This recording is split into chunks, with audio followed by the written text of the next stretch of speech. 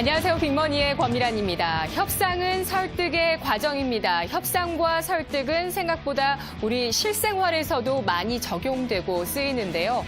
현재 미국의 대통령 트럼프 대통령이 쓴 자서전 거래 기술에 11가지 협상의 기술이 나와 있습니다. 첫 번째, 크게 생각하라. 두 번째, 항상 최악의 경우를 예상하라.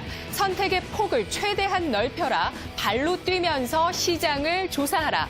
지렛대를 사용하라. 입지보다 전략에 주력하라. 언론을 이용하라. 신념을 위해서 저항하라. 최고의 물건을 만들어라. 희망은 크게, 비용은 적당히, 사업을 재미있는 게임으로 만들어라. 기업이 사세를 키우기 위해서 또 가게가 자산을 늘리기 위해서 정부가 외교력을 발휘하기 위해서 쓸 수 있는 기술들이 아주 많이 숨어 있는 11가지인데요. 최근 주식시장 주변에 놓여 있는 협상, 그 가운데서 중점적인 변수들 살펴보도록 하겠습니다. 오늘 이야기할 것은 5번 기술에 나와 있었던 지렛대인데요.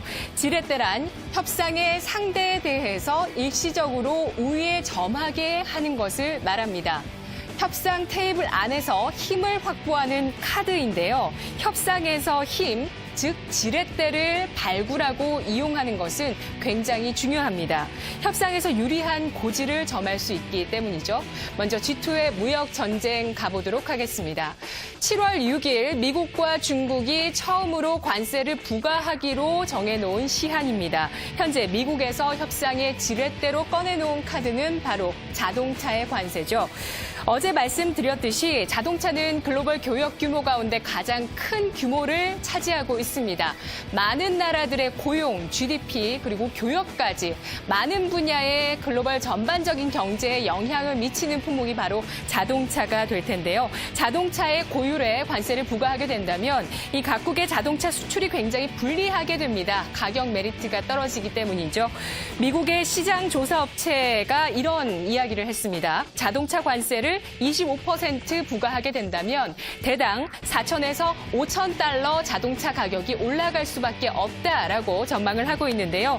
우리나라의 현대차를 비롯해서 일본과 유럽 그리고 현재 미국의 자동차 브랜드인 GM까지도 이러한 자동차 관세 부과에 대해서 반대 의사의 성명서를 발표했습니다.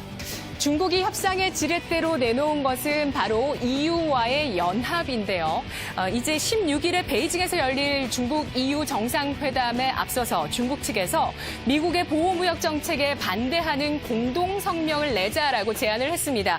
중국이 두 대륙의 연합을 제의하면서 내놓은 당근은 우리 시장을 좀 더 개방하겠다라는 것이었는데 EU는 이것을 거절했습니다. EU 측의 입장은 이러한데요. 우리 역시 미국이 제시하는 여러 가지 중국에 대한 불만에 거의 모두 동의한다. 우리가 동의하지 않는 건 미국이 그걸 다루는 방식일 뿐이다. 라고 이야기했습니다.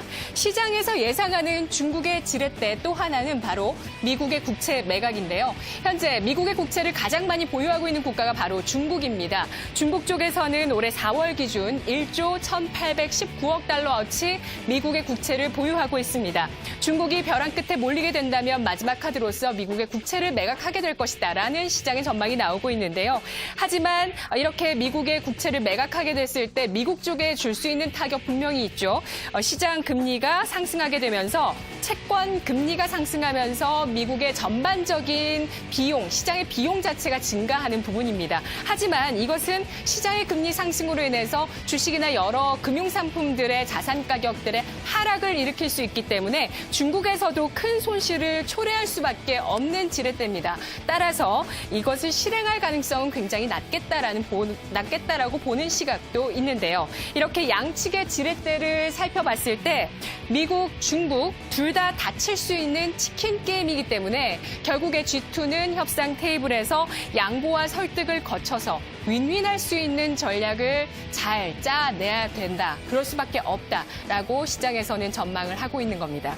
자, 다음 북한의 비핵화 문제의 지렛대를 찾아보도록 할까요? 폼페이오 미국 국무장관이 현지 시간 5일 북한으로 날아가게 되는데요. 7일까지 북미 정상회담 후속으로 비핵화에 대한 회담을 하게 됩니다. 북미 협상에서 미국 쪽에서 지렛대로 활용한 것은 바로 북한의 경제 제재를 1년 연장한 것입니다. 북미 정상회담 이후에 미국 측에서는 한미 연합훈련을 일시적으로 중단했고 북한 쪽에서는 6.25 전쟁의 유해를 미국 쪽으로 송환하는 작업을 하곤 있지만 미국에서 분명하게 1년 더 북한의 경제 제재를 연장하고 있는 모습인데요.